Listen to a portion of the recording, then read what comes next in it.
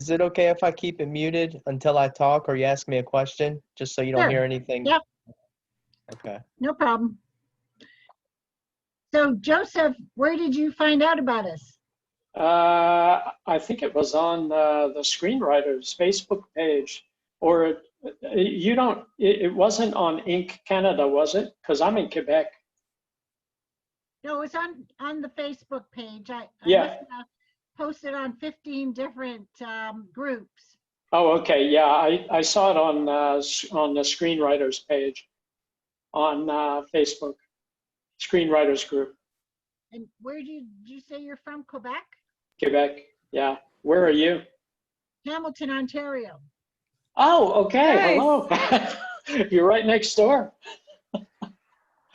Okay, cool. Yeah, I'm in Quebec City.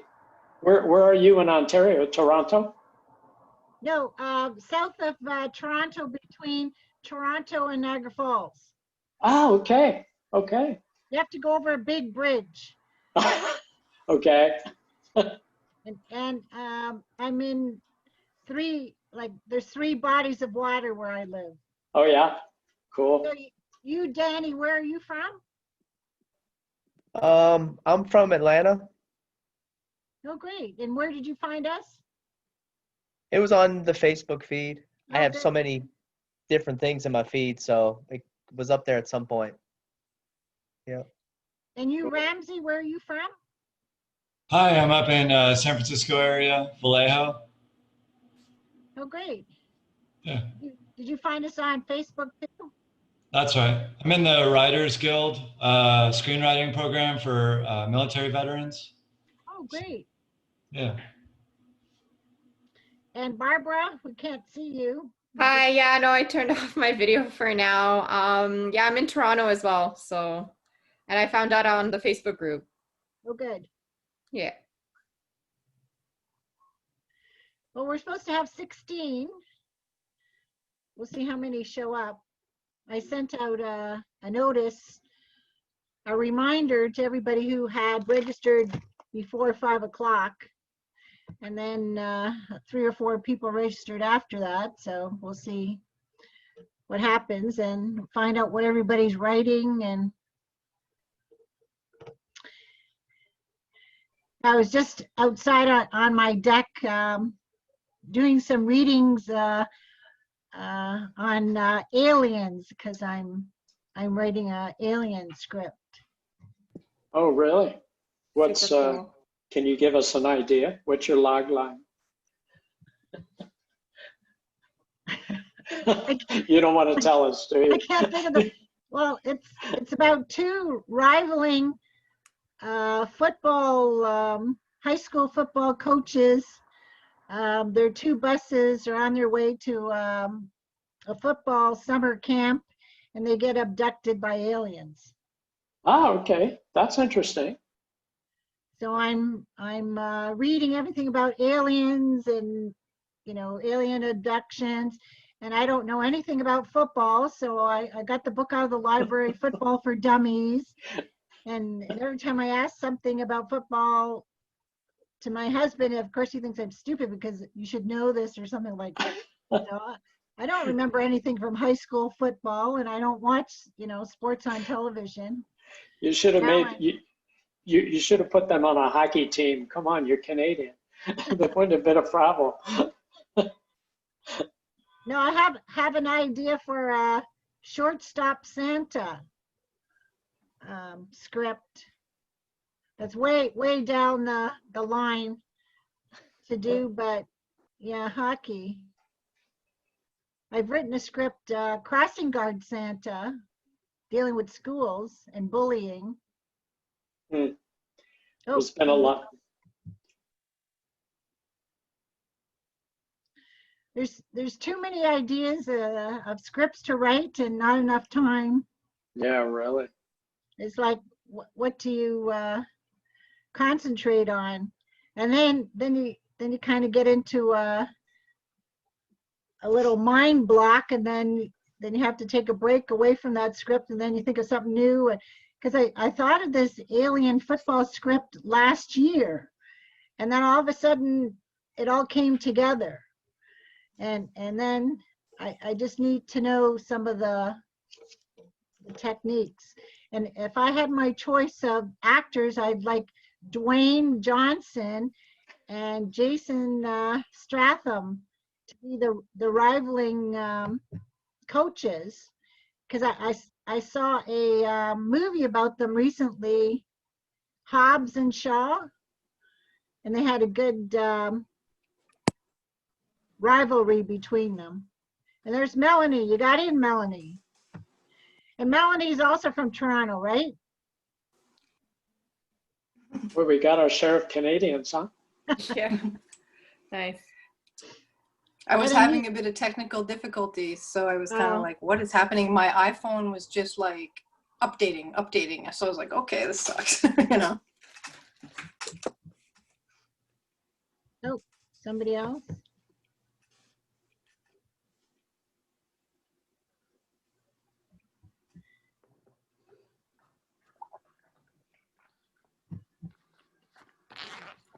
Anybody else dealing with a heat wave? We're in a cool wave here in Okay. Ontario. Yeah, Oh, Quebec. finally. Yeah, it's been cold in Quebec. We already had snow flurries up north. Wow. Oh, wow. What? Yeah. They announced it, it was about a week ago.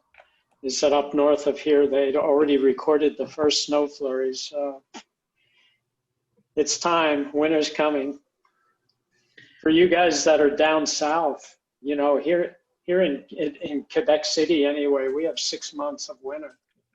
So it starts in about 4 weeks, something like that, 5 weeks, we start moving down. Yeah, I don't like driving in the snow. That's what keeps No. me from. You're in San Francisco? Yeah, that's right. Vallejo, so just outside of it. But I've lived in LA and kind of throughout Okay, California. okay. Yeah, in the news tonight, they were saying about a lot of fires. There's 70 fires all near the coast. Yeah, lightning, automobiles. I think they put out 50 fires just yesterday. Generally like wild brush fires, but they can be like 2,000 acres pretty quick. So Wow. it's just really hot and dry. So it doesn't take much, like a lawnmower, you know. Wow. Well, while we're waiting for people to come in, Joseph, do you want to tell us what you're working on? Actually, I spent quite a bit of time I guess over the last month or so. Here, you guys from Canada, I'm sure you know that Netflix did an open call for pitches. So I don't know, did you guys submit for that? Oh, really? I didn't know. When is it? Is it done now? Is it? Yeah, it's done. done. Yeah, I think the last day to get it in was about 2 weeks ago or something like that. I So found then- the guidelines really unclear for submission, so I didn't even bother. Yeah, no, actually, are you a member of Inc. Canada? Yeah, I'm on the Facebook site. Yeah, there was a lot of good advice on that page. So of course I meticulously read all the instructions that Netflix had, and I went ahead and did 2 submissions. But I have to admit the amount of work was pretty substantial, even though the material was done. Mhm. But kind of the big thing I did was I took one of the scripts and that I had originally designed to be a TV pilot. I went ahead and broke it into 2 episodes since they said they preferred to see the actual scripts. So I gave them I gave them a screenplay that had done well in the nickel. So I figured that should be a good one. Christina was science fiction. It was an abductions. Was an abduction story. That script did well everywhere. It was a page finalist. It was a nickel Wow. Q app. Yeah. So I figured, okay, this is my shot at Netflix. So I did that in a TV series. So I mean, right now I'm kind of just coming out of my postpartum depression with that whole experience. So what was the TV series? What genre was that? It was sci-fi as well. Oh, for Netflix, I tended to stay away from anything that had any controversy about it or anything else. I tried to stay middle of the line, stuff that I thought people would really like. Because you never know. I've tried controversial screenplays, and you get one reader who takes exception, and you're done. So anyhow, with the Netflix thing, I figured that's not going to come around here in Canada. Well, it's coming around in Quebec, actually. They're looking for French screenplays, so I may take a shot at that. But for you guys in the US, if you're not aware, Netflix, what's it called? The Netflix, it's a thing with Imagine Entertainment.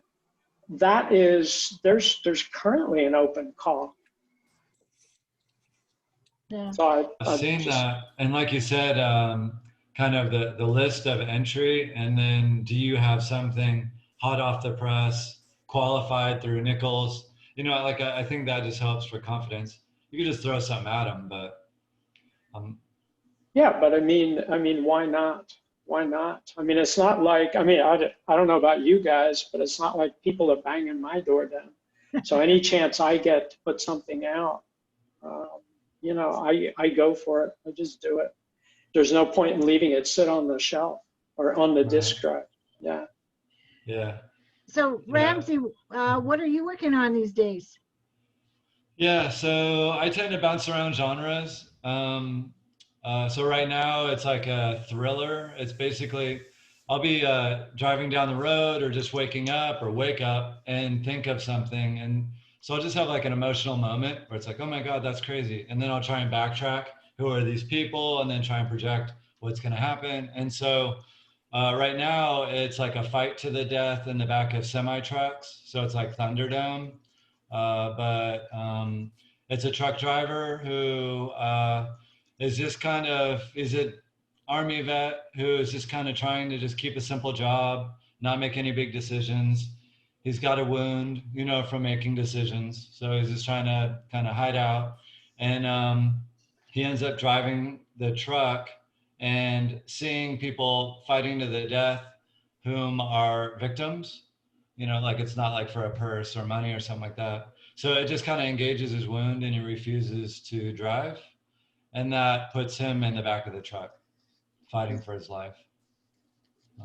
Great. Cool. Yeah. So Danny, what are you writing? To be honest, I haven't been writing a lot. The last 2 or 3 years, I wrote a ton, and I've just been working on polishing them. But I'll be real quick. I did a horror anthology series because I just love those. And I wrote 12 episodes. And I did a drama, which is similar to City by the Sea, Basketball Diaries, Alpha Dog, Young Guys, Drugs, drama. And then I did kind of a slapstick. I wouldn't say slapstick, but college humored comedy feature. And lastly, I have a sitcom pilot. For a comedy TV show. And that's all I got. So Barbara, what are you working on? Hi, so I just recently finished something actually. So right now I'm currently in between, really. I'm taking a break, like you mentioned. And I'm looking, like I just recently joined the Facebook group. I'm looking to meet more people and I'm really new to this world, to be honest. Like I just kind of had an idea to write a screenplay and I did it. And now I'm just kind of like, well, what's next? Like, what do like I'm finding out about the Netflix thing now, you know what I mean? So yeah, I'm just kind of here to just gather a little bit more information about this world and, how you kind of go from writing the screenplay into like the next step. So it's kind of where I'm at. So what genre is it? It was drama. It was a drama. So drama, feature, or TV?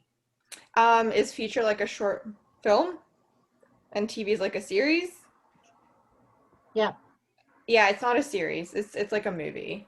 So Okay. feature. Yeah. And Melanie, what are you up to now?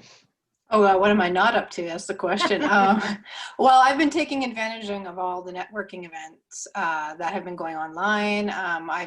There's a few of them that are because it's TIFF, but some of them are still happening in person. It's just outdoors. So there's more space because the bylaw in Toronto is 100 people can meet up together Wow. as long as you're having social distancing. So there's a lot of premieres and a lot of get-togethers for TIFF that are secret, that are happening outside cafes and stuff. So that's pretty good. Well, for people who don't know me, I direct mainly science fiction and police procedural, and it's my favorite genre. And I write because nobody's going to make it for me. So I'm not a writer for hire. I've been writing.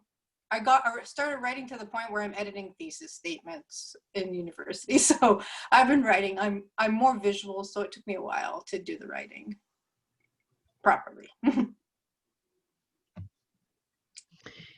And the thing I'm on is I'm on the 5th edit of Spec Hallmark Christmas Mystery.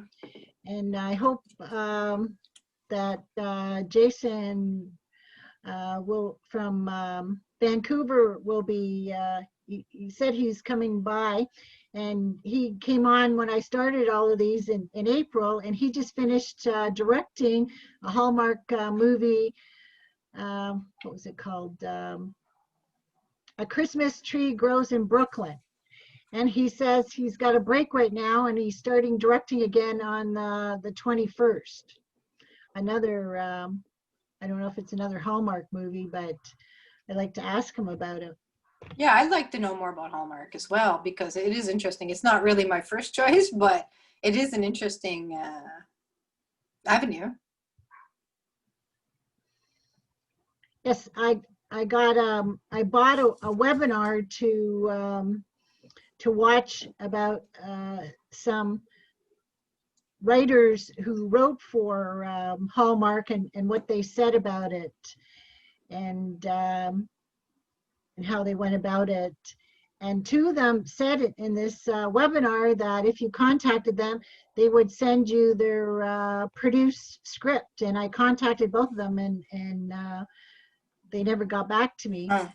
So then I contacted the producer of the webinar, and he sent me a link of someone who has written quite a few Hallmark movies and has his produced movies on his website that you can, they're in PDF and you can download. So you have that link? That was interesting. So I downloaded two of them and went through them, but they're strictly the romance ones. They're not the, what I'm writing is a Christmas mystery. So it's a bit different. Okay. Is it a series you're writing or a movie? Yes. Yeah. Okay. I'm hoping it to become a series. It's it would be like the accountant and banker mysteries in the small town. So it the things that go on business wise in a town and different problems that happen. But this first script has little thefts in the town that become annoying, and then they start escalating and start to become dangerous. So, but you know, it ends well. So someone I don't know with just a phone number, if you want to introduce yourself, tell us what you're working on. You want to unmute yourself? Yeah, hello. Hello. Hi. Hi, my name's Nick Sharma. Hello. And where are you from? Oh, I'm from California. Yeah, Bay Area, California. And what are you working on? I'm sorry? What are you working on? What kind of scripts? Yeah. Oh, yeah. So I just I'm part of the screenwriting group, and yeah, I got the information, and yeah, I just emailed the Zoom like for the Zoom link, and yeah, I came a little bit late. Can you just talk about what you guys were talking about, and do you want me to introduce myself? And Yeah, that's what we were doing. We were introducing ourselves and telling what kind of scripts we're working on right now. Oh yeah, sure. So, my name's yeah, that's my name, where I'm living, and right now I'm in the process of just learning more, and I did write a script, a short script, um, called um, give me 1 minute. um, yeah, so it's called Raul Wed Isabella, and it's about a Indian American who who's around like 30, and his engagement just broke off, and he's going through a lot. This is actually was written before COVID, so things are changed now.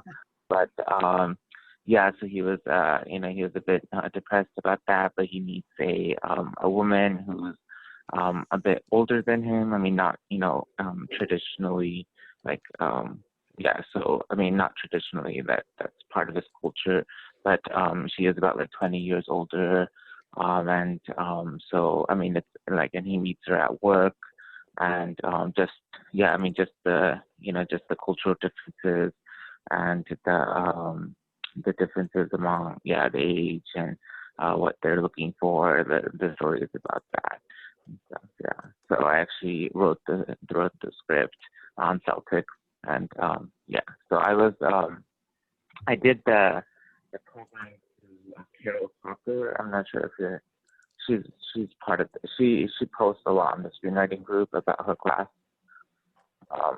But yeah, I did the 2 classes from her, and she kind of geared me to write a script. Like, I mean, the first part of the class was just getting more familiar with the background, with the format, and then the second part was actually like applying that and writing the script, and she was reviewing it.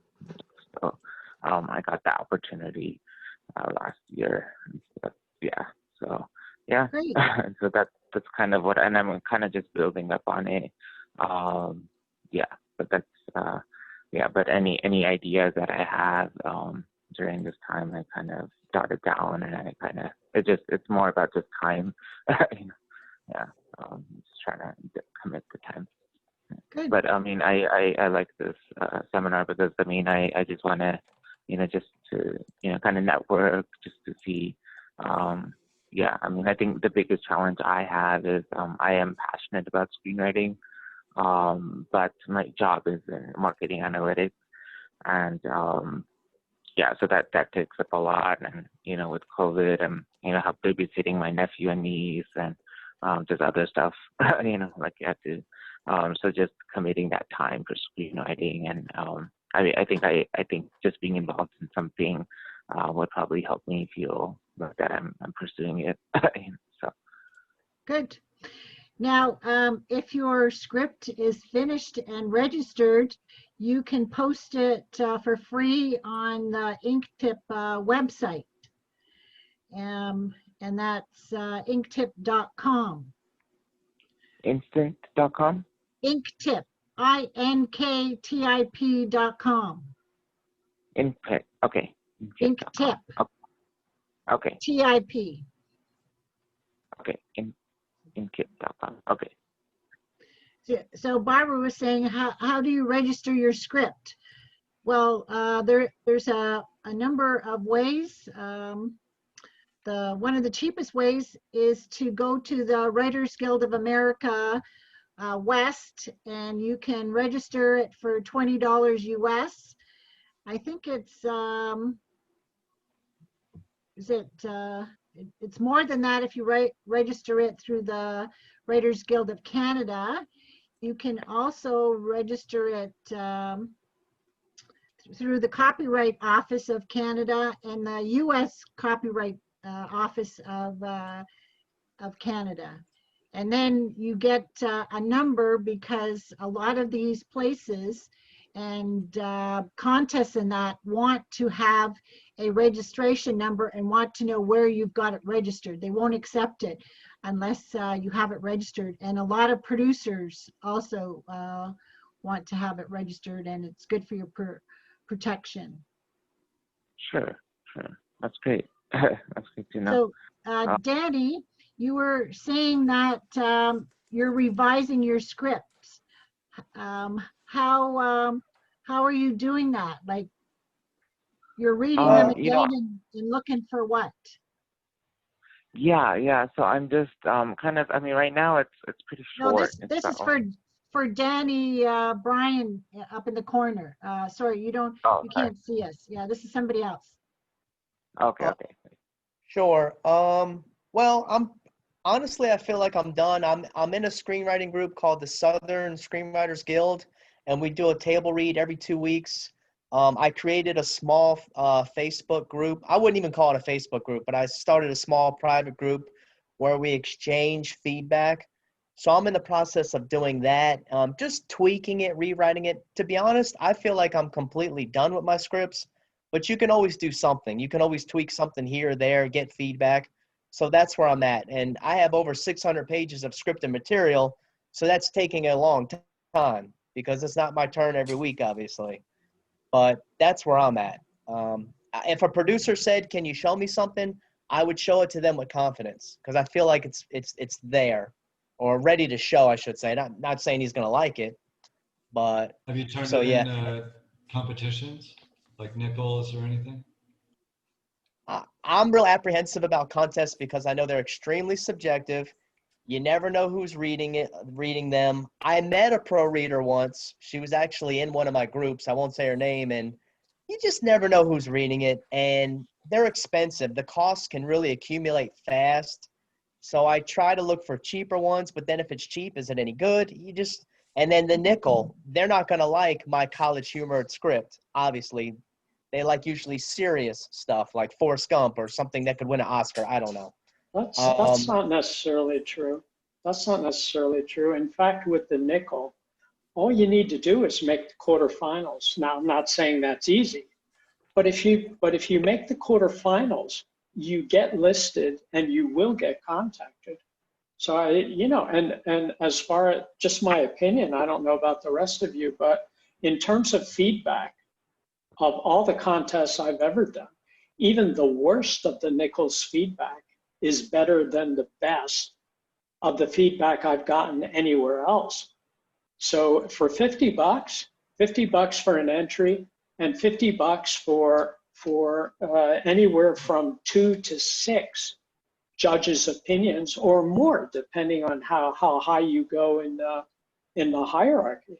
I mean, what have you got to lose?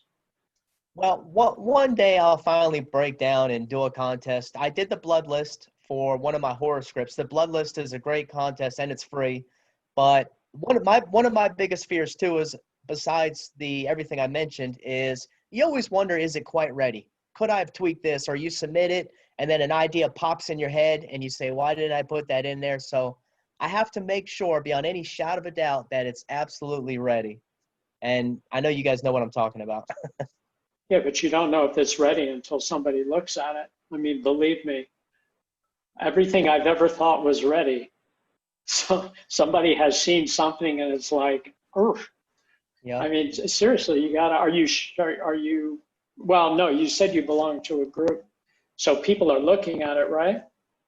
Yes, but they've only looked at a few of my scripts because we all take turns and, it's every couple weeks. So honestly, to get through all of my scripts between both groups, it could take literally a year. I have one script that I would consider for the nickel, and that's my drama, and no one's looked at that yet. So there's no way I'm sending it to nickel if no one's looked at it. No way. So you have between now and the beginning of the year to get that done. Okay. Yeah, I find it really helpful. I haven't turned anything in because when I turn it into my friends that are really good screenwriters, they just rip it apart. This isn't unbelievable. They just kind of, so it's just really good to get that feedback rather than for me to keep writing the same level of work. So yeah, like I finished this script and there were some problems with it. So in the Writers Guild, we started with like, who's your hero? And spent a month just focusing on the character and like what their need and want and wound and stuff like that is, even before we kind of get into the enemy and the plots and stuff. It's just, this is a really fun experience. It's collaborative, but it's also like all internal, and how we internalize people's suggestions, right? Like sometimes I'm like, you guys are putting me in the corner, you know, like it's easier to hear options, or, you know, just kind of something to sit on for a couple of days. To kind of Constructive feedback is what is needed. Yeah. Because I've known through the process of, you know, learning how to write screenplays, a lot of negative feedback, and people who don't understand how to read science fiction. If you know what I like, it's just a weird experience I've had. So Melanie, you had something to show us, the copyright? Yeah, yeah, I do. I've all my scripts go through the government of Canada, like when I do them, but they're always marked as unpublished, obviously, because they're screenplays. So I just wanted to show an example to the person who. It looks like this. It's got a pretty flag on it if you do through Canada. I'm not sure. I think the American one's pretty similar. The Canadian one's just bilingual. That's all, like French and English, but everything else is. Yeah, it would cost me about $60. I did that to my first 3 feature films. I copyrighted the scripts through Copyright Canada, so I've got those nice. Yeah, those nice pretty. I didn't know you could still go through the Writers Guild of Canada. I was told that I couldn't copyright through them. I could go through the Writers Guild West, but in America, but I was told that it wouldn't do anything in Canada anymore. So maybe I'm getting wrong information. So I don't know, because I've always, in the past, I've gone through the Writers Guild of America West. Yeah. What were you gonna say, Barry? You were going to say something, Barry? I was. Yes, yes. Okay. I don't want to be that guy, but some WGA writers have said it, like on groups, that they say if you register with the WGA, it's virtually a waste. You have to go through the Library of Congress, or whatever Canadian version you have of Library of Congress. So I just wanted to put that out there. I mean, I'm not saying don't do it if you really want to. And I've done a few things through the WGA, and now I wish I had enough. I wish I could get that $20 back and put it towards the Library of Congress. And by the way, with the Library of Congress, if not so much the Canadian people, but you can do a group of like up to 10 scripts for like $60 or $70, and it really saves a lot of money. Oh, really? Yes. That's good to know. They don't have to be related. They don't have to be like 10 episodes of the one thing. It could be an episode, a feature, a short. It can be just 10 different things. So think about it. And even if you don't have 10, if you only have 5, it's still saving you money, I'm sure, as opposed to doing them each individually. So there's something to think about. Is there any way you guys can share the links for the copyright website that you go through, or any of these websites that you guys go through? Are you American or Canadian? I'm Canadian. Just look up Copyright Government Canada on Google, and it'll pop up. It's gonna work. Okay. It should. And if it doesn't, well, I'll put up the link. Okay, thank you so much. But I put through a question to a lot of the Facebook groups, because, like I said, I'm in my 5th edit of this TV pilot, and I was asking, well, how many edits do people normally do? You know, and so I got a question. I got an answer back. You know, some people are going like up to 30 edits and more. It just depends, you know, what they feel that is needed for that script. So well, for me, I started off one of my scripts called The Journalist, and I started it off as a web series, and I realized a little bit throughout the way that it was a feature. I got advice, and it was a feature. I was writing a feature in the farm, so I just turned it into a feature, and I had to go back. So there's been a lot of edits. When I mean a lot, I lost count, probably over 40 at this point with this one, because I was just, I was having issues at first with who was the hero, who was the lead, who was really leading it, because at first it was multiple characters leading different episodes. So I kind of just, I got advice, and the structure came through. And as soon as I realized it was at a certain stage, and I got it looked over by a couple professionals, yeah, I copyrighted it. When you thought it was finished Well, at a level At where that- I could copyright at that it. point. Yeah, it'll never be finished. It's never going to No, be finished no. because I'm a director. I'm going to go on there and I'm going to put the other hat on because this is why I did it. And I'm going to probably end up tearing it apart with my actors again. And I'm not afraid to do that. I rip it apart. It's fine. As long as the story is still there and the core is still there of what I want to say, I'm okay with ripping it apart again. And I can't remember what I've read recently, but as a scriptwriter, you should be writing at least 2 new scripts a year. So Danny, if you're going to get too stuck in your editing, you should think about that. You have to put them aside and start working on new stuff. And then, every couple of months or something, you can go back and read it, but don't, edit it to death, without letting other people see it, or like Ramsey said, go to a contest, or there are different places that offer readers and script doctors and that, and you have to decide, get recommendation from other script writers that they got good feeds from it. Like I have a script doctor. I only pay him like $100 Canadian, and he gives me tons of notes and things that when I send it to producers, I say that, I got this recommendation, and he has a whole like Excel spreadsheet of all the good and bad things about my script that I can show him. So you need to give your script to some kind of professional that you have to trust, to step away from it, and then, like I said, you have to put it out there. That's part of being a writer, is the marketing cost. That's a bad thing. It's like you produce the artwork and then you got to sell it, and then there's the selling costs.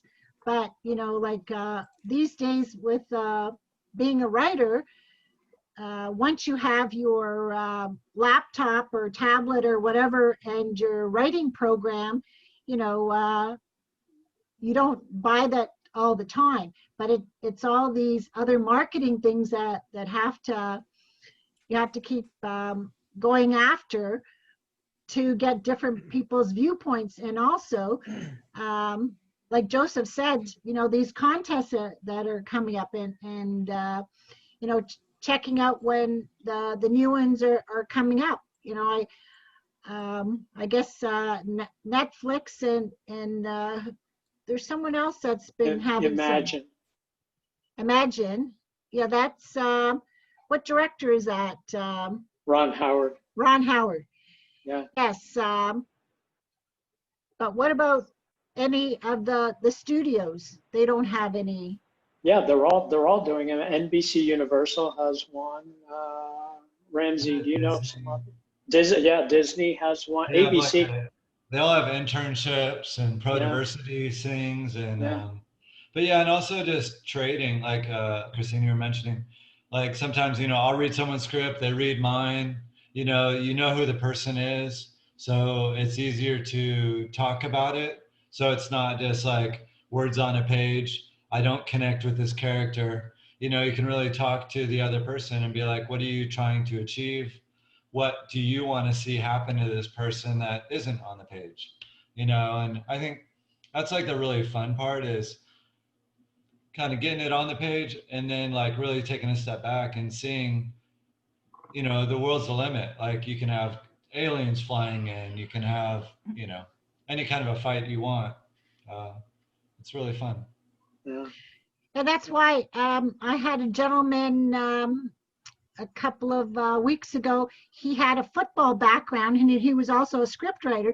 And I said, you know, like when I finished the script, I wanted him to read it because of his football background, because, you know, he would know what things I wrote wrong about the football aspect of the script. And so you have to, without, you know, paying an expert, to find out who in all of these Facebook groups, and also I put it out to Stage 32. If you know, if there's anybody out there that you can exchange scripts with, but again, you know, you have to take it with a grain of salt. Like if you think they're too critical for whatever reason, or they don't get your story, then you have to just put it aside and say, okay, that's not what I'm looking for. Or maybe they have some really good points that you're not mentally able to accept at the time. Like you might have to leave those comments for a while and then go back to it, you know, in a couple of months' time, when maybe other people have also said it, but said it in a different way, you know, that this and this has to be changed, but maybe that person said it in a way that it was hard to emotionally take it in because it was maybe too abrupt or whatever, the way they said it, because not everybody is you know, is tactful when they make comments, you know, on other people's work, and in that respect you have to have sometimes a thick skin, and sometimes not, because I think it's emotional. You're really taking stuff out of your heart and your head to write the scripts. So, you know, you've spent so much time and energy putting your thoughts onto the page that, you know, it's hard to find out, you know, it's not perfect. It's not what people want to buy. But like recently, a couple of months ago, I had written a short story, and I had 32 rejections on it. And so this anthology came and said, we really like your story, but we've had too many stories with abusive husbands. We don't want that aspect in your story. If you can take that out and put in something else, then we'll accept the story. So I thought about it and changed that, took out the husband and put in her sister coming to visit her in the hospital, and they accepted the story and I got paid for it. Nice. Wow, good for you. You know, so Congratulations. so it's just a short story. So it's coming out in the next couple months. So I'm, you know, but 32 rejections. So it's, you know, like somebody could see something really good in your story. And that's why whenever I contact producers, I say, I am open to changes and rewrites. Because if you're too possessive of your script, nobody, you know, they won't be able to work with you. Because once you produce a script, they buy it and they can start changing it, and it doesn't become your baby anymore. You know, like you have your original script, but when it becomes produced, unless you produce it yourself, you know, you have no control over what the director and the producer does to it. Can change it so much that people have taken their name off the script. They might have originally, you know, written it like famous writers, but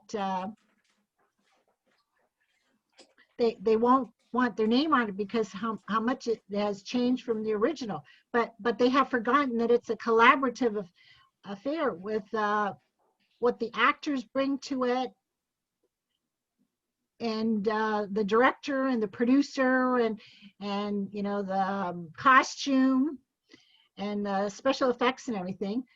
So I wrote, directed, and produced 4 feature films. They were horror, and 3 of them got on Netflix through my first distributor.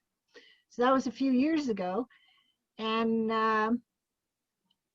so I can say I did that. And I'm telling you, when I saw my first movie on the big screen at our premiere, like, it absolutely blew me away about what is in your head, in your script. And I mean, I was the director, so I, of course, saw all of this being filmed and everything. But once the editor put it together, it was unbelievable. Like, to me, my first film is still my favorite. So if you go on my YouTube channel, which this meeting will be on later tomorrow, you can see the trailers of my feature films. So I still sell the DVDs. Yeah, that's a great accomplishment. That's cool. And so my vampire dentist, my vampire movie, I was telling my dentist about it, and he said there isn't any dental shows on television. So I think I'm going to see about making that into a TV series, because it's a feature film, and it originally came in at 120 minutes. We cut it down to 90 minutes with 30 minutes of deleted scenes, but I'm quite sure I can get the feature into an hour. Well, it's only 48 minutes, right, for TV. Did you say it was a vampire dentist? Vampire dentist, about a 24-hour dental office, humans during the day and vampires at night. Oh. Yeah, my first 3 movies are Okay. are horror spoofs. Oh, okay, cool. So That's certainly original, a vampire dentist. so wouldn't that be original for Netflix? A vampire dentist, that you have humans and all the stupid things. Like, everybody hates to go to the dentist. Like, I have to go on Thursday, and I hate it, but Well, make sure you go during the day. Yes, I'm going at 5:40. Well, it's getting dark now, so. Yeah.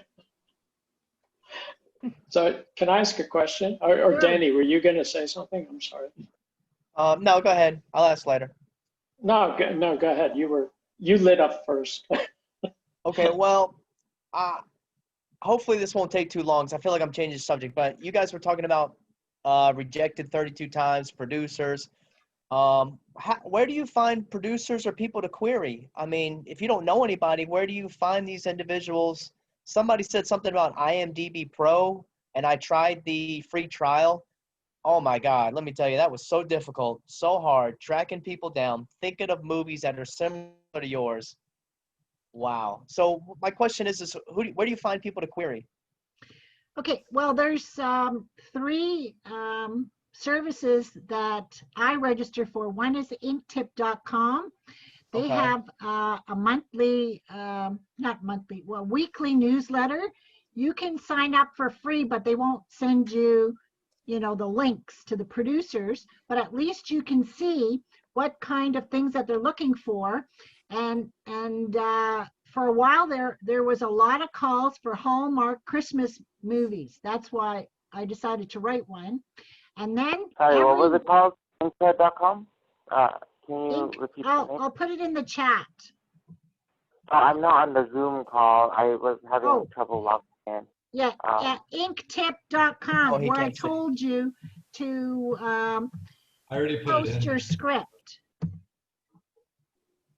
Can you spell that out? Sorry. If you can, inktop.com. Okay. Thank you. If you want, I can text it to you right now. I see your number. I can text it to you. Might as well. Yeah, sure. Either text or WhatsApp me too. You can WhatsApp me as well. Yeah. And then Okay. So after that. there's screenwriting staffing. I get almost every day 1 or 2 producers looking for stuff. Okay. Yeah, Inktip is great. They do a lot of like seminars and discussions and different things. There's quite a few outlets like that.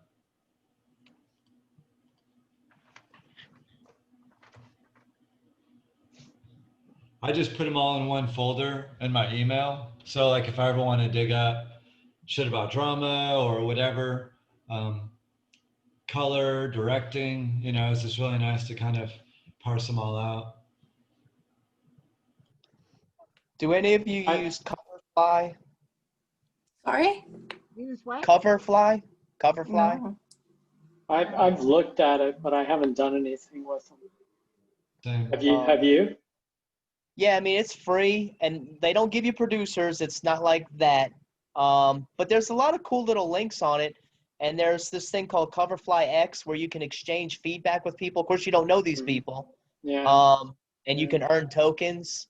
And they show you all the contests so you can narrow down your searches for contests. It's really cool. You can post your scripts to it. You can let them be discoverable or private. And it's totally free. Mhm. But I'm looking forward to checking out Inktip. That seems better than Coverfly to me. And Yeah. also moviebytes.com, you can list your things on for free. Hey, can you repeat that? Movies? What is the website called?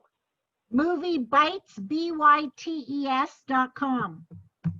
Okay, thank you.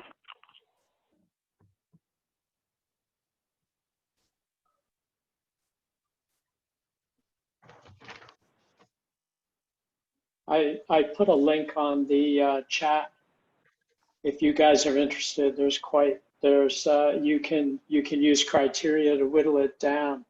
But I had taken a look through there, and there's a number of them that are accepting proposals or accepting material. So you might try that as well. And it seems fairly current, which is the other thing. There's a lot of old garbage out there. Yes, tomorrow I'll send this chat to everybody in your email. So you'll okay, cool. have it as a reference. Cool. Thanks for doing that. That's very nice of you. Thank you. Thank you. And then, like I said, this is being recorded so you can, go back and listen if you heard something that somebody said. And also, like, I've been doing this twice a month since April, so other people have said other things in the other ones. Another good resource is if you're trying to find screenplays, like you can literally just type in jaws.pdf, but some are a little harder to find. But it's really good to just read a lot of screenplays and TV show pilots and stuff like that. Yeah, true. Yeah. The classics, Rocky, and I kind of fall back into that stuff, but also it's really nice animations and all of it. People think that animations are written differently, but I've never seen any difference. They're just a story, Well, with Hallmark Christmas movies, they want to have a lot of Christmas stuff in there. So now that I've read somebody else's 2 Christmas romance scripts, I highlighted all of the Christmas activities that I didn't have in my movie, in my script, and I have them on a file with all Christmas activities, because if I write another one, I'll have all that research. So that's the thing. If you're doing research, keep track of it, where all your research came from, because you may be able to write, especially, if somebody says, can you turn your feature into TV pilot, then you've got all this research, that you can tap into for other episodes. Great. Yeah, I wanted to know, is there any websites? I know you guys mentioned about screenwriting competitions. Like, I'm familiar with the Nichols, and but is there an actual website which gives you all of them for the whole year? and talked about each of the competitions and the criteria. If there's like one simple website for that, or do I have to just do my own research? Coverfly will tell you pretty much every contest, or Film Freeway, but I prefer Coverfly. Okay, can you text me that too, the film? Yeah. You should have gotten it. Check your. I don't know if you're driving or what, but just. Oh yeah.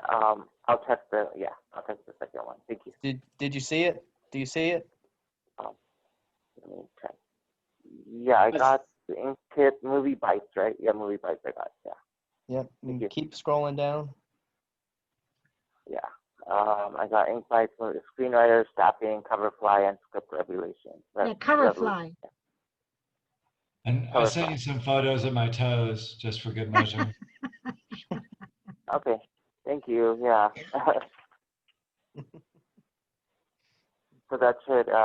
Do you know what are maybe the most popular competitions that you feel are at least starting off with, if you never went to a competition, what do you recommend in terms of? But you have only written a short, so you have to look for the competitions for short scripts. Okay, okay, sure. Well, if you're in the Bay Area and you're doing shorts, Scary Cow, have you heard of them?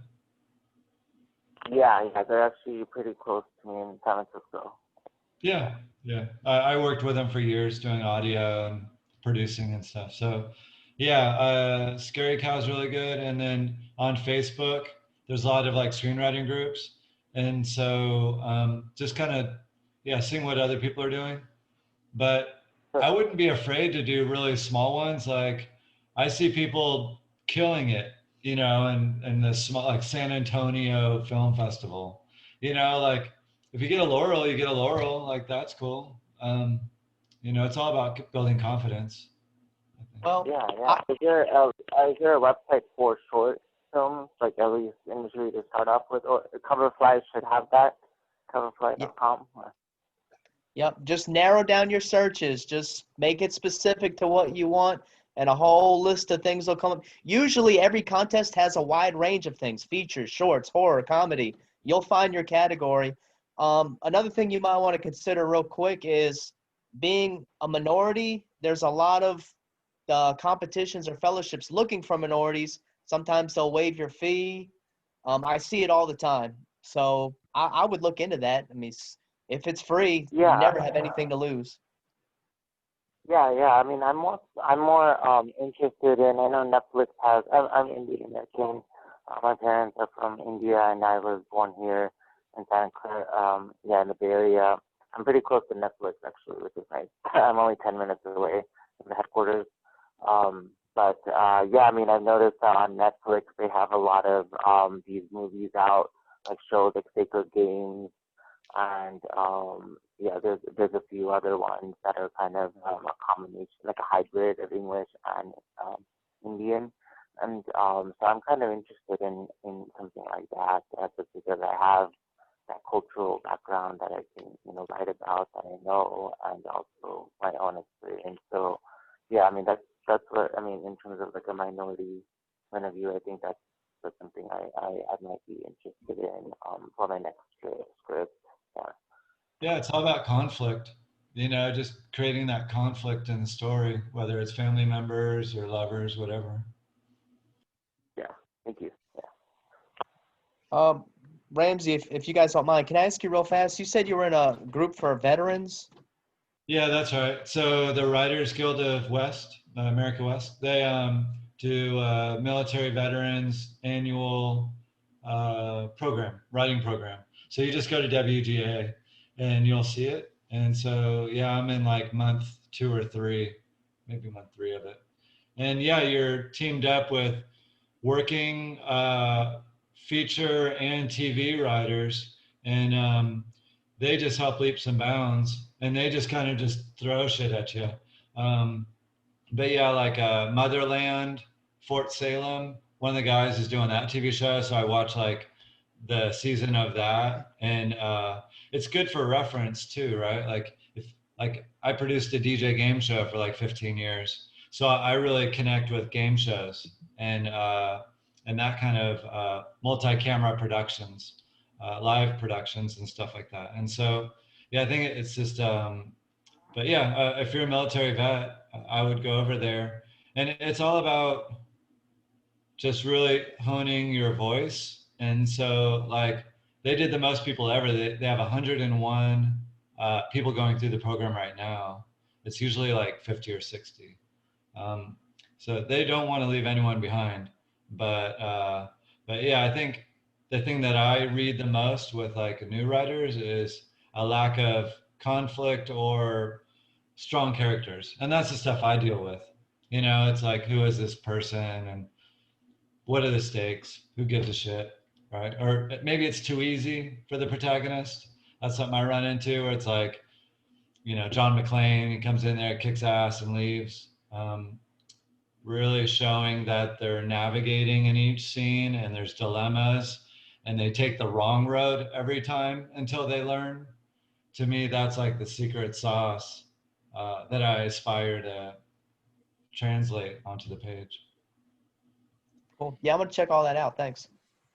Yeah, and I'm easy to find on Facebook. So if any of y'all are on there, please grab me because I love posting stuff. And like I said, there's a lot of screenwriting groups, and some are a little tough on the chin. You know, like if you come in there asking the same old questions, you know, they'll give you a joke in response, but very supportive and a huge network. Like the people that are writing screenwriting books are in there just like everybody else, just wanting to sell another story, but loving what they do. Nice. And these stories seem to be that, you know, you have to have a twist at the end that people don't think about, and then you have to have another twist that they don't think about again. It seems one twist isn't enough. You have to do two twists. Joseph, you had something to say? Oh yeah, no, I was just saying I have to go. Okay. It was really nice meeting you guys online. Hopefully I'll see you again. Yes, every 2 Yeah, weeks. sure. Okay, It's- cool. Okay. It's the first Do we and get an- third, first and third Monday of the month for screenwriters and filmmakers, and then I do horror writers and filmmakers the fourth Monday of the month. Are you automatically sending out invitations now that we're on your list? Yes, you'll get an email with the login right away. Okay, cool. Thanks very much. you It was said a this is pleasure a- meeting all of you. Yes, Yeah, likewise, Joe. Nice meeting you Bye. too. yes. You said Hi. this is the first and third Sunday of the month? Monday, Oh, First- Monday? Okay. first and third Monday of the month. Okay, for- and is it the same time, like 4 o'clock? Yes. Sorry, is the same time, 7 o'clock Eastern time? Yes, yes. Okay, and it runs around an hour? Well, it can go up to 2 hours depending, you know, how much talking goes on. Who has to share, whatever. And like I said, the horror one goes the fourth Monday of the month, but it starts at 8 o'clock. I'd like to be Okay. included in that one Okay, because I do sci-fi, but it's borderline horror. Most of my stuff has its elements of horror in it, psychological. Yeah, you can also email me too. You can also email me too if I have the time. Then I'll join the horror one. Yeah, especially if Halloween is coming around. Yeah. yeah, Melanie, I'll put your email in that horror email list. All right. Sure. And I I try to have Send it out a few days ahead of time to remind okay, people. great. Yeah, I had some issues logging. This is my first time attending. I was a little bit late. I was having problems attending the Zoom link, so I called in. It said I sent an email out just right after I wasn't able to join. It said that the meeting is for authorized participants only.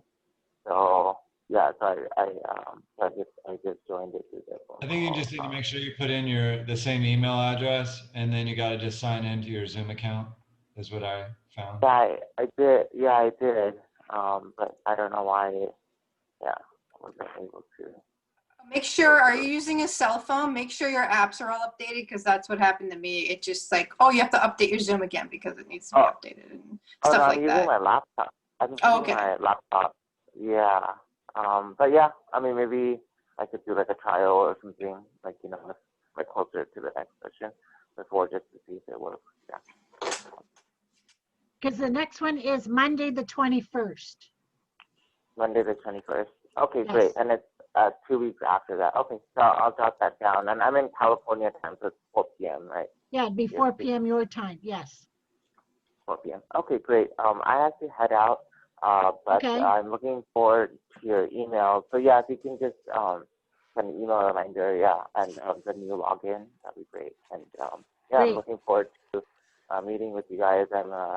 It's during the pandemic, so I actually have time. I mean, I'm working from home, so I can actually access it. You know, so it's nice to have that option. Good. Okay. Well, thanks for sharing and coming by. Bye for Yeah, now. great. Yeah, great. And is there any like WhatsApp group or anything, or that you guys have, or text message groups and stuff as well? Or? Not with what I'm doing. Okay, it's just through the emails and okay, great. Just wondering. Okay, thank you. Have a good night. You too. Good night. Bye. It'd be interesting to hear what you guys' favorite movies are the last year, or, you know, chat about that stuff if you like. Well, one movie that I'm disappointed in, I have to watch the rest of it tonight, is the latest Jumanji movie. I don't like it at all. Like, I stopped watching it. Like, I got a copy from the library, Mm-hmm. and to me it was I didn't like what they did to the characters, Oh, yeah? Oh, because the Dwayne Johnson character, they made what's his name, the little short guy.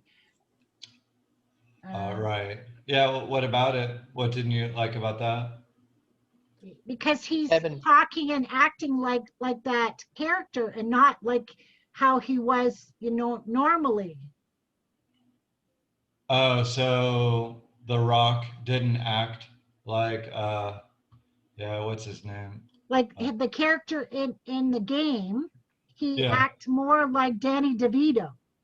oh, So it wasn't convincing, is what you're saying. No, I didn't like him acting that way, like taking Mhm. over his character of the Danny DeVito grandfather character. I liked him better when he was, the assertive Dwayne Johnson character. But I'm watching the rest of it after this.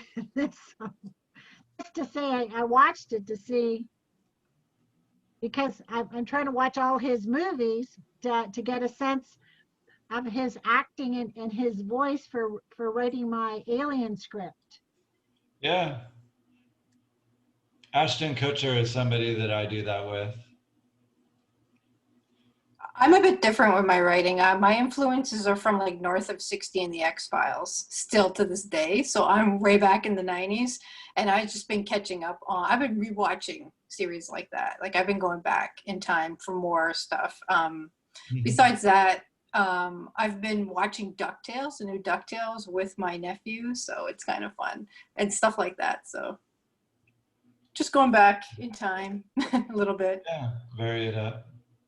Mm-hmm. I find when I'm writing a lot of like, I write science fiction, but I write some pretty dark themes. I have to watch silly things. I can't just be bombarded by Black Mirror, you like that? I never got into it. Never. Not yet. Maybe in a bit. I tried the new Star Trek because I'm a Trekkie, and I can't do it. I can't do Discovery. Yeah. I'm trying, I'm really trying, and it's just, I feel like I'm forcing it. I feel like I'm trying to be like a fan, but I'm like, no, I can't do it. Yeah. I honestly didn't mind Picard, but Okay. Yeah, to me, another, it all it's, jumped the shark. sorry? Yeah, it all jumped the shark to me. Yeah.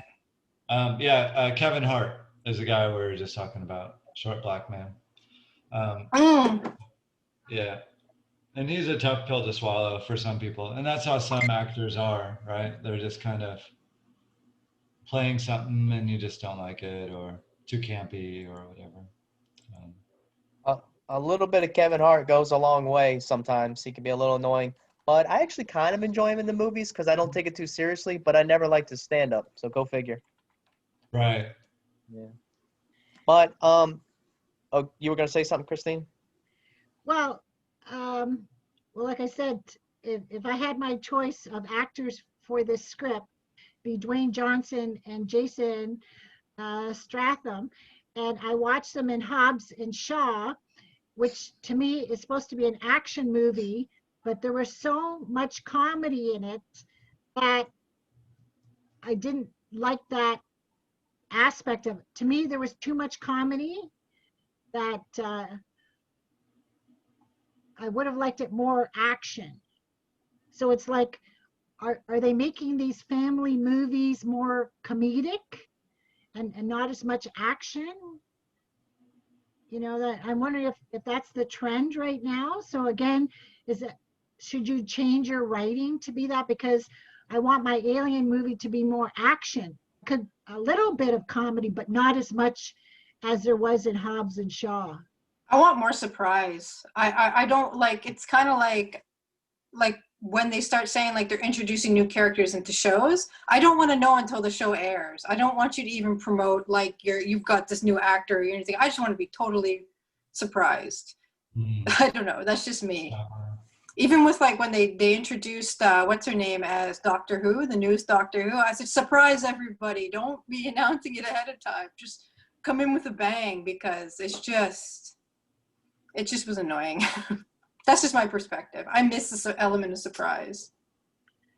And they could have shown that it was a woman, but not who it was. Yeah, that's another thing. They could have, like you said, given some surprise. Mm-hmm. But then you don't know if the actor wants that exposure for whatever reason. That's part of their, agent's deal on it. That's true. But it just seems like everything is introduced early, and it's just kind of like when you watch it, it's just, I don't know. For me, I need like a wow moment, just like a whoa. I don't know. Don't tell me about it until I see it. Yeah, pretty much. the classic one is Seven, when Kevin Spacey comes on the scene. You're like 2/3 through the movie, and you don't, the cops aren't doing very much, and then all of a sudden, Kevin Spacey comes in and just wrecks the place. Yeah. Oh man. I wanted to ask y'all a question real fast, not to change the subject, but No problem. you're in Canada, Christine, and Melanie, are you in Canada too? Yeah, I'm in Toronto. Okay, so is Toronto like see, here in Atlanta, I learned the hard way that Atlanta is just a location state. There's no producers, there's no writers, it's not above the line people.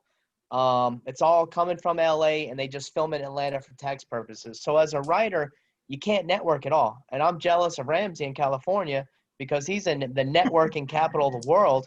And I learned the hard way that you really gotta, it's who you know in writing. I've learned that in every film. I've seen stunt people. If you don't know anybody, you're not going to be a stunt performer. I don't care if you can do cartwheels off a building. You better know somebody. But anyways, long story short, do you guys have any recommendations for networking, like outside of LA? Is it possible? Yeah, Besides it's maybe the social internet. media. Like on Facebook, I've befriended people just by like, yeah, I'll read your screenplay. And they're, like a shop guy for Warner Brothers, is a really nice guy. And it was a Christmas story, like a stoner Christmas story. And I felt like it didn't how is it? Like I like Bad Santa, but it just didn't rhyme with me. But you know, you give it your all and you're supportive and stuff like that. And, but yeah, so I'd say like there's a lot of movement in Atlanta, and I would think that it's just like a matter of time. Like my brother's girlfriend, they lived in Georgia, and she was doing editing in Atlanta, just back to back to back to back stuff. And Okay. then you have yeah, that big studio that just opened up in Atlanta. Um, what is that? It's Tyler Perry? yeah, that's right, Tyler Perry. You know, Hmm. and so obviously that's extremely pro diversity. So for a couple of middle-aged white guys, it could be kind of tricky. But I think that it does Don't get me happen. started. You know, it does all happen. Yeah. You just, but yeah, I think social media, Facebook, Instagram is kind of like just the big thing right now. Um, and just doing shorts. Like if you can create like the best part of a script or just do something with like your cell phone and a couple of buddies and just build the rapport that way and just have fun doing color and editing, you know, that That's where I'm at right now. That's where I'm going yeah, into very shortly. but you learn so much about character Hmm. and stuff like that by actually doing it, you know, like the rubber hits the road. um, you know, like is this scene captivating? You don't need Christopher Walken to make, you know, a really good scene. Um, I'd like to think. Hmm. And But also, make sure you're on LinkedIn. I'm connecting with so many producers and directors. And I just connected with a producer who was looking for a short script. And so I said to her, you know, I've written a bunch of short scripts, and she requested two of them. So we'll see what happens, right? You Oh, have to nice. you have to put as much as you can in your LinkedIn profile about what you're doing and what you're good at, and you know, let people be able to contact you. And when somebody accepts my connection, I say, what are you working on? And hopefully they say to me, what are you working on? So I tell them about my, you know, Zoom meetings, and I tell them about my Hallmark script that I'm working on, because Okay. that's the closest to being finished, you know. And on my profile, it says I've got, you know, 8 finished feature scripts and 3 television pilots. You know, I'm wondering whether I should, you know, put their genre and titles too, to give it more detail, because you don't know what people are looking for when they yeah, go, especially genre. because people are looking at my profile, right? They're reading my profile, so I might as well put more stuff in. And then of course it links to my website, and I try to put lots of stuff on my website and go into extreme detail about the movies I produced, and the links to my YouTube channel so they can see the trailer. But yeah, Danny, I mean, if you're gung ho and ready to rock, you know, you can move to LA. Like I picked up my shit and drove the car down there and lived down there for a couple of years. Um, you know, it's not impossible. It's hard because I don't know how much that would cost to do that, and I've got 2 little dogs and a cat, and Cute. so much I'm attached to. But Yeah, yeah. but you were saying that Tyler Perry has studios down there? A huge Oh, one. there's Oh, tons of I would yeah. check I would check out all of the studio websites and find out if they have anything going on, that they might have you know, meet and greets. You, Well, you they don't start with know. interns. You know, you end up interning, you know, and then you're able to pitch. Also, Uh, check with the actor groups as well, because the actor groups, they talk. There's like cold reading sessions and all that stuff, and I'm pretty sure it's probably in your neighborhood. Yeah, yeah. because Okay. I ran at least for 5 years a monthly reading of my scripts, and actors would come in, and I said to them that they would get a reference from me for they could put it on their resume that they had read, so actors need to, bump up their resume. And so here is a legitimate plug, and they can contact me to say that they read, and they did it well, because all of them came out and well, and I'm so confused about what's happening in Toronto with that aspect. Or, right now, obviously, it's a little different, but I don't see We Make Movies Canada anymore. I don't see a few other organizations that were doing stuff like that, even in operation. So I don't know really where to look. And I'm just kind of... For Toronto? there's a couple For Toronto and area, like I can go out to Hamilton and all the areas. I'm not worried about that, so. There's 2 Toronto film networking groups on Facebook.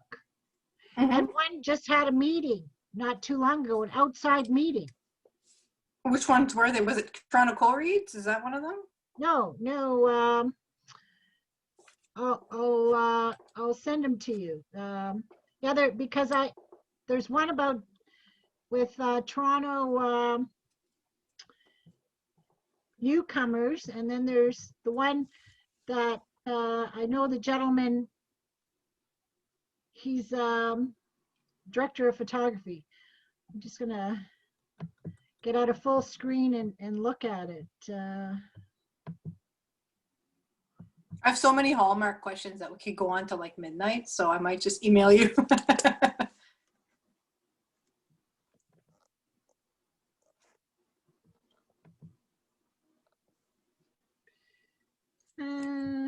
Okay. Ramsey, while she's looking that up, can I ask you where you were stationed? Yeah, I was down the street at Fort Benning for a little bit, home of the Airborne, and then for Airborne School, and then Fort Bragg, North Carolina, for 4 years, 3.5 years. Me too.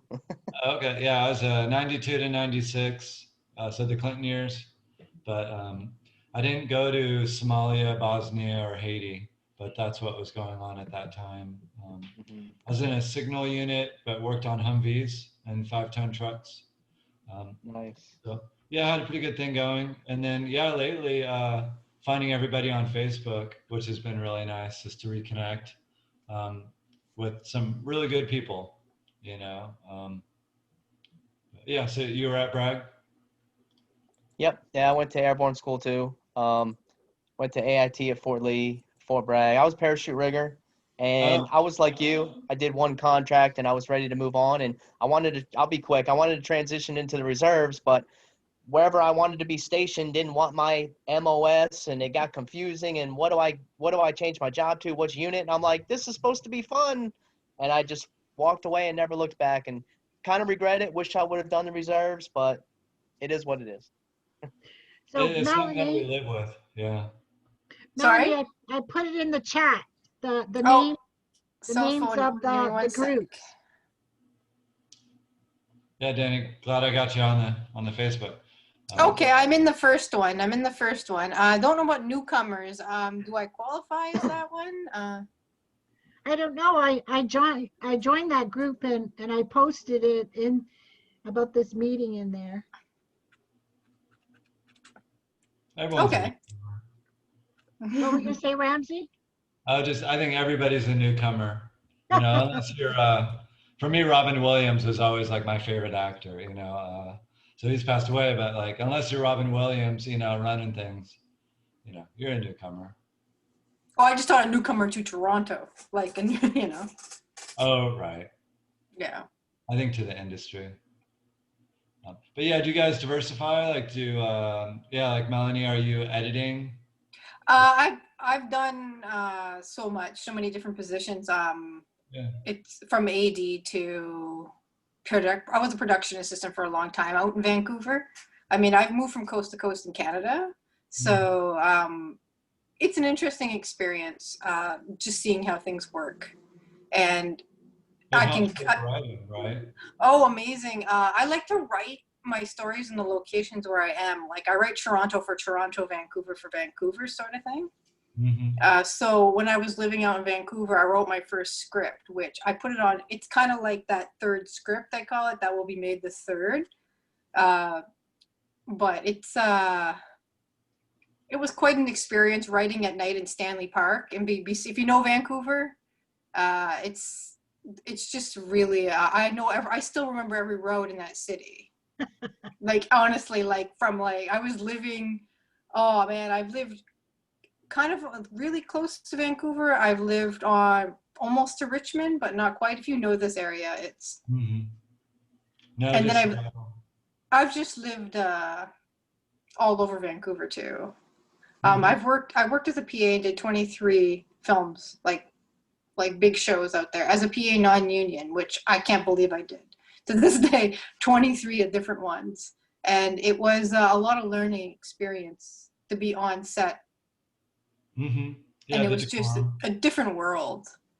And then I come out to Ontario, and then you don't know what you appreciate you had in Vancouver until you come out and you become a runner in Toronto. It's they spoil you rotten in Vancouver. Okay. Oh yeah, the food and everything. Out here they give you for treats peanut butter, apples. Yeah, it's like really like the minimum requirements. Some sets will give you the minimum, and then, but in Vancouver it was, oh, you want a burrito for breakfast? They like call you on, you want a burrito? We're going here. I'm like, sure, Yeah, it's fun being at like Warner Brothers lots and stuff like that in LA. It's like just open catering. Same with like Google campuses and stuff like that. Oh yeah, they'd have like ice cream trucks rolling in. I remember I was on the set of a TV show called Falling Skies, and I don't know if it's a sci-fi. And yeah, I just remember like the ice cream truck pulling in all the time, and the Starbucks mobile, and we were like, "What am I on here? Like, this is awesome." Keep your energy up. Oh my gosh! But the problem was people were getting over caffeinated. So there was this whole bulletin that came out for everybody, like, please, because there's fights breaking out. I remember that. It was kind of entertaining to think about, but yeah, good times. Yeah. And Christine, you did a little bit of production, right, for yours? Well, I was, for my 3 movies, I was the writer, director, producer, caterer. And then I got training through Directors Guild of Canada in Toronto, and I was 3rd AD on a feature in Guelph at the old prison. And then I was in Toronto for TV shoot that was overnight. And I had to tell the prostitutes to keep walking by because, this is like overnight and they're walking on the street. And then another time, I guess on the mountain in Grimsby area in this quarry. And they kept saying to me, "Are you sure you're all right? You should put some sunscreen on your legs," right? Because I was wearing shorts. It was in the summertime. Oh yeah. And then I had probably 2nd-degree burns on the back of my legs because I didn't do anything. And then like I've run a women's business group for 30 years. And so my time, I couldn't commit to things. So one time when I was writing this one script with a friend in a coffee shop, I got the phone call to be 3rd assistant director for Total Recall, the remake that was happening in Toronto. But I said I can't do it because they wanted a commitment, right? And I found out it was 6 months. 6 days a week, 18 to 22 hours a day. And I live in Hamilton, which is, you'd be lucky to make it in 2 hours. So yeah, another 2 hours traveling, like no way I could have done it. No, that's burnout. That's not enough turnaround, personally. That's just not, No, you have to be living in Toronto. Mm-hmm.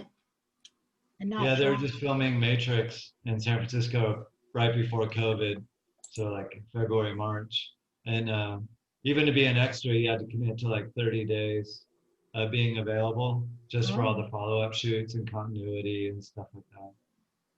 But yeah, it's exciting stuff. Well, a week and a half ago, just down the street from me in the big park, they were filming Murdoch Mysteries. It's an ongoing historical mystery series. I don't know how many seasons it's into now, but it's Million. No, it's up there pretty high. It's like 14 or something. Wow. 14, Yes. 15. Yeah. yeah, they use quite a few locations in Hamilton that they can adapt to historical. There's this one absolutely beautiful building just west of downtown Hamilton. It's a red Yeah. redstone building. It's Masonic Lodge, and they got beautiful stairways, and I was inside where the Masonic place was, and they filmed in there. Oh, nice. And I'm trying to watch all of the Murdoch Mysteries also, just to see where they film in Hamilton and that. And I do like the male lead. Yannick Bisson. Yes, and and I've seen him in some Hallmark movies. I'm enjoying him, and I'm liking the new actor there, Daniel Maslany as Watts, the younger guy. That's from a family of really good actors. That's Tatiana Maslany's from The Black Mirror's brother. So more you know, but they're really, really talented actors. Like it's amazing. So the other day I decided to take a scenic drive.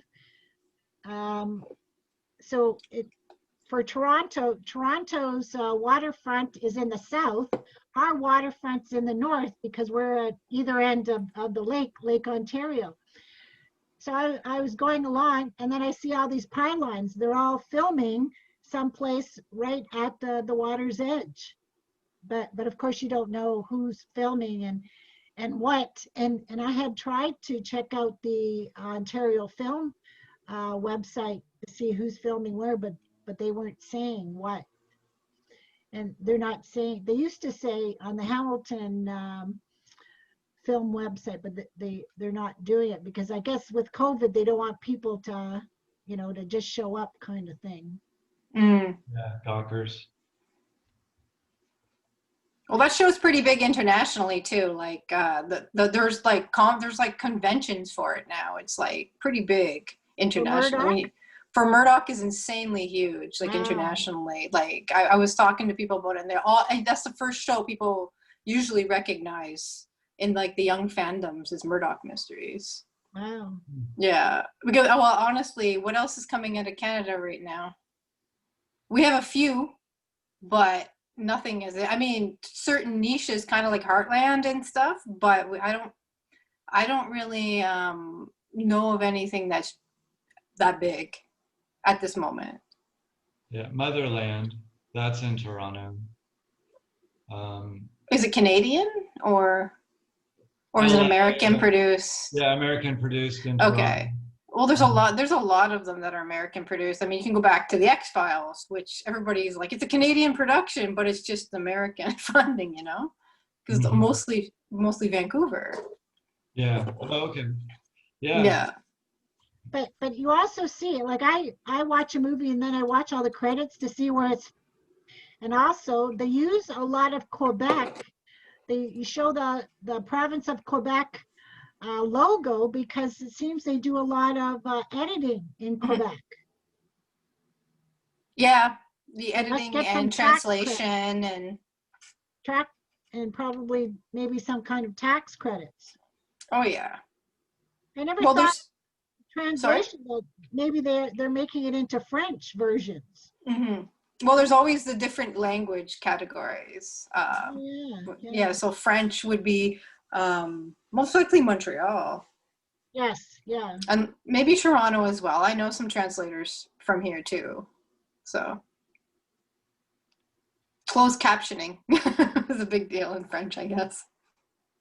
That's the one thing. I tried to get my movies on Amazon Prime, but they wanted closed captioning, and like that's at least $1,000, you know. And in hearing from other people, they weren't making that great of a return on Amazon Prime to justify me putting out the $1,000, you know, per film to get that done. Yeah. Yeah, there's a couple of blogs I listened to, and they were talking about Amazon, and it's like it's just pennies, you know, like you're really fighting just for pennies, unfortunately, All unless it these goes viral. streaming, all of these streaming channels are only paying pennies. Mm-hmm. Yeah, that kind of sucks. Sorry. Yeah, and every time somebody watches it, they don't get a royalty cut like the actors and the producers and the directors, right? It's just a one-time sale, right? So it's not great for the performers and the actors, right? Am I right about that? Oh yeah.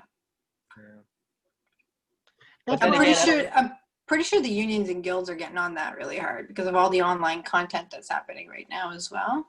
I'm pretty sure the unions and the guilds in Canada and the US are going to be on that pretty hard soon. okay. that's why I like selling my movies on Amazon and eBay. I just had somebody buy all four of them on from Vancouver, so that was interesting because he likes B movies, and Nice. so I sent him an email through eBay and said, well, give me reviews on all the movies and I'll post them on my website. Because he also does horror, so he can, you know, put his website or whatever he wants to promote on them. Because, you know, we got to help each other. Definitely. I hate to do this, but I have another meeting coming up in like 2 minutes, so I have to No get problem. going. But yeah, I will Hope to see contact you you. in Yeah, I will come back for the next 2 one for weeks. sure. Yeah, also I'm going to email you some questions. I have so many Hallmark questions. It's unreal. Yeah, because it is an Okay. interest of mine. All right, Good. have a good night. Nice chatting with you, Mom. Bye. Good night, everybody. Give me 1 sec here. That was scary. Yeah, because you guys are in a different time zone. So Danny, what Opposing time zone are sides, you? yeah. I'm here on the East Coast, Atlanta, Georgia. So are you same time as me, 8:30? It's 8:40 here.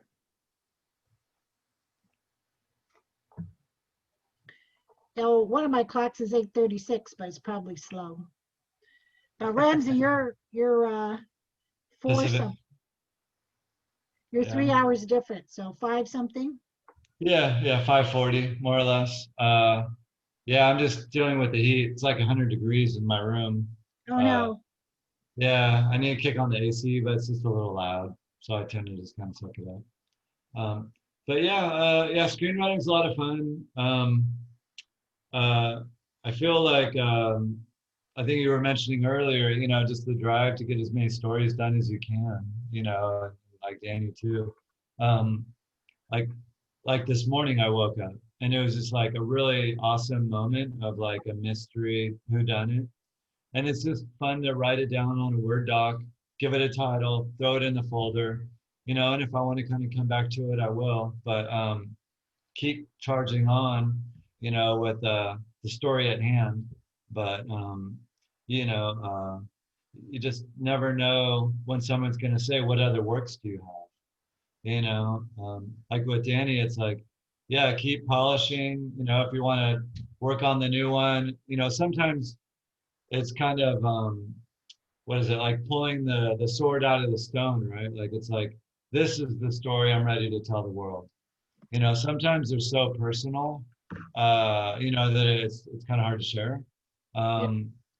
So, or, you know, we're just kind of building up our repertoire and stuff like that. But I feel like, you know, when we know when we have something that we want to kind of get it out there. And like, for me, it was like with my DJ show, like there was 3 years I was concerned someone's going to steal my game show for club DJs.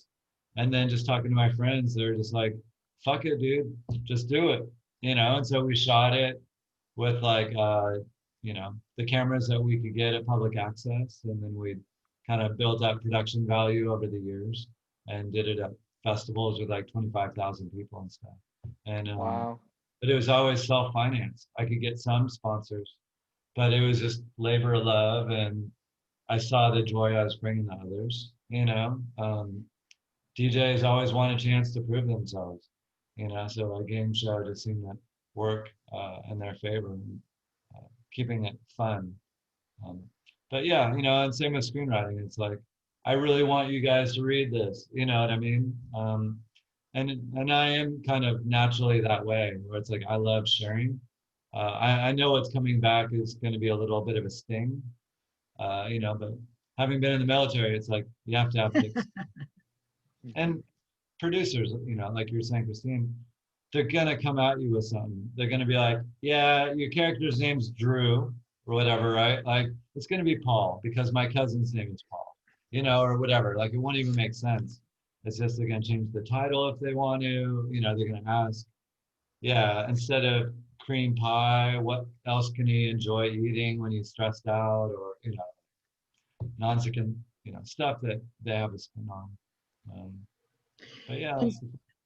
And Danny, one thing I was going to say, when things open up a bit more, is to find out about your local cable station, because I volunteered there for 15 years and I learned all about television production, and I became an associate producer, and I produced about 10 short videos that I wrote, directed, produced, and it was at that time paper edited. So that's, you know, for on my resume. So if you want that kind of experience, you know, find out if you can volunteer at your local cable station. Yeah, public access. Yes, yeah. What it is. And Okay. yeah, it's easy to get credentials to be directing and cutting cameras. You can test sometimes, and then you can take the cameras and lighting and audio out of the studio, was the option that we had. And so, you know, all you have to do is prove residency, I think is generally the rule. But yeah, and cell phones shoot 4K all day. I have a drone and stuff too. But yeah, you know, I think the name of the game is just to keep being inspired, right? Like, don't let the day jobs or all the other kind of mundane stuff get in the way. It's like, find the time, work on the craft, don't give up, because Sure. we want that story. I think that's the big thing. It's like everybody wants the bar to get raised so that we can all scream in the theater together. Like, woohoo! Sure. And you always have to be open to change and to learn new things. So I've got so much reading to do, because, you know, you get emails every day. You know, you got to read how to improve your first page of your script, or how to improve your characters, or your tone, or the theme, or whatever. So there's all kinds of free stuff out there, on webinars and free print stuff to read on how to improve your craft. So you always have to be learning and be open, because there's always new things coming up all the time, and new shortcuts, or you know, new ways of looking at things, and, you know, characters and conflict, and that. And that's why studying screenplays is very important. Right, read as many as you can. Do you use Final Draft, Christine and Danny? No, Word. No? Oh, okay. Word? Word. Is it formatted automatically? No. Oh my God! I'm surprised. That's the first person that's ever said they use Word for. There's a lot of free options out there, like Celtics with a C, and I love it. It's free and it formats everything for you. You would save so much time, and it's easy to learn. I haven't switched. I think there's Writer's Duet that's also free, and a lot of people love Writer's Duet, but I had trouble with the learning curve because I'm so used to Celtics, and I did the free trial to Final Draft, and I struggled with that.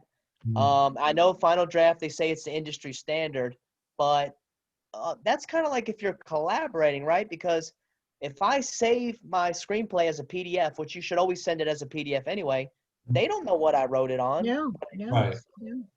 I highly recommend Celtics. It's with a C. It's like an acronym: cinema, editing, whatever the L and TX is. Anyway, some people call it Celtics, but I call it Celtics for the C's of cinema. Anyways, you should check that out because it would save you so much time. And they remember your character. So if you're typing in like Cindy with a C and you type in the C, Cindy already pulls up and you hit enter and you can start her dialogue. And when you hit enter, when you hit enter after that, it automatically goes to the action description line or scene headings. Like it reads your mind. And to be honest, I don't know how you're doing it on Word. I mean, hitting the little margins, ding, ding, ding, ding, ding, ding, space bar or something. Yeah, but also the metadata, like you can see all, if you're changing somebody's name, you can like literally like just do a quick thing and get all the different shots with that person in it and to change the tone or, I use Final Draft, but they're awesome. I will say this, if you are thinking of trying Celtics, I don't think they have the best spell check. So what I like to do is I'll do their version of spell check, which is okay, but it's not the best. Then I'll quickly copy and paste my script, and I'll copy and paste it to Microsoft Word, and it doesn't format it perfectly, but that doesn't matter. And it shows more of the spell check. So if you try Celtics, just keep that in mind. It's great with everything, but not the best on spell check. / grammar check. What's that? Final Draft sucks with spell check and thesaurus. So I just always have a browser open because I'm always searching, like, oh, what do you call, like what's another word for, the same. So I always have the browser open and try not to get sucked into the internet, but, get the info, get back. Right. Yeah, it's fun, man. Well, in my 5th draft of my homework script, I'm going and looking at every verb and highlighting it and see if I can change it to a better verb. So it's slow, but it's making me read it very, succinctly. So. Well, you got me thinking about something. I'm curious if you guys do this or if you've seen this. I read a lot of screenplays because I'm in a couple of groups, and a lot of people tend to write, and they think this is their voice. They try to write almost like a novel. Perfect example, one of the guys in my group said, the snow parachuted from the sky. Now, how in the world can you film that? That's beautiful, elegant wording, but it's not a novel. It's not a manuscript. So I don't know if you guys see that a lot. And I'm curious to know do you guys write in simple present? Are you strict about that, or do you? Absolutely, you have to write present. Simple present. And since I'm turning all of my scripts into novels, I have to do the opposite, to turn all the present into past. And sometimes my mind's a bit confused, and that's why I'm going through all of the verbs to make sure they're all present tense.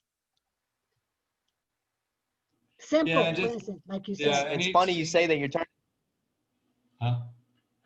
Go ahead. I was just going to say, and also just another thing to be keeping in mind when reviewing is, is there really strong conflict with clear stakes? Ted wants a burrito, Joe wants a burrito, only one person gets a burrito, like whatever it is there clear stakes and a clear dynamic going on? And then is it moving the plot forward? And does it reveal something about the characters? Kind of easier said than done, but I think those are things that just really improve the level of the story writing, the storytelling. Sure. Yeah, because that's something that always gets kicked back. It's like there's nothing happening in the scene, or they're pissed off that they got fired, but then the last scene they're at the bar pissed off. So there needs to be a new emotion. Is something that I read a lot about. Okay. I think we might be on the same like screenwriting group on Facebook and stuff. But yeah, just seeing what other writers mention as tips is just so helpful. I feel like it saves us a lot of time, you know, from just continuing to fuck it up Yeah. for myself. Yeah, for sure. I don't know what you guys think about this, but I personally think that antagonistic behavior and antagonist is what drives scripts. I mean, why do you watch the news? Why do you watch Maury Povich? Why do you watch courtroom TV? Why do you watch soap operas? Antagonistic behavior just really drives a script, in my opinion. So I like to focus on that, which is like kind of like what you said. It creates conflict. Or even the good guy can have antagonistic behaviors within himself. You know, Oh, yeah. even self-doubt is almost antagonistic. Yeah, self-defeating behavior. We like to see it. So yeah, if it's getting drunk or doing heroin or something. But yeah, like Die Hard is only good because the bad guys, you know, Hans Goldbrick or whatever his last name is a tough motherfucker. You know, he'll just shoot you in the face. So yeah, it's just And increasing. and at the very beginning, I don't remember Die Hard very well, but wasn't his wife like cheating? And he walks in. I don't know about cheating. She's definitely, you know, divorcing. You know. Doesn't he walk in? I can't hear you, Christine. I don't know if your microphone's off. Yeah. No, I don't see you muted. It sounds like you're whispering.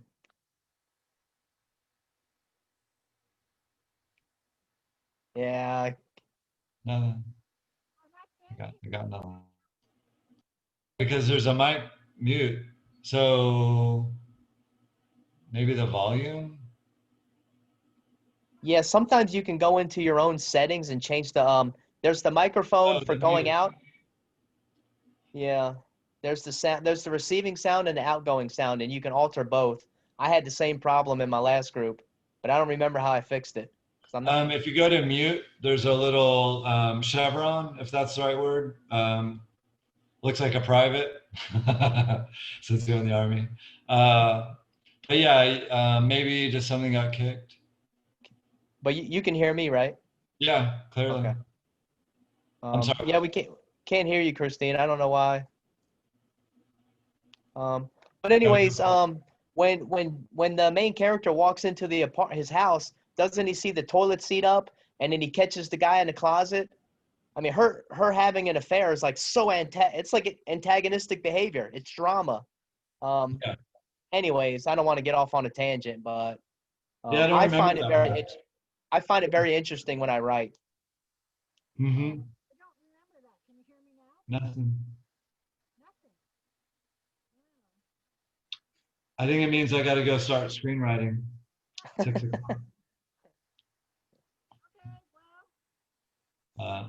But yeah. Hold on. I can tell you what to do. Hold on.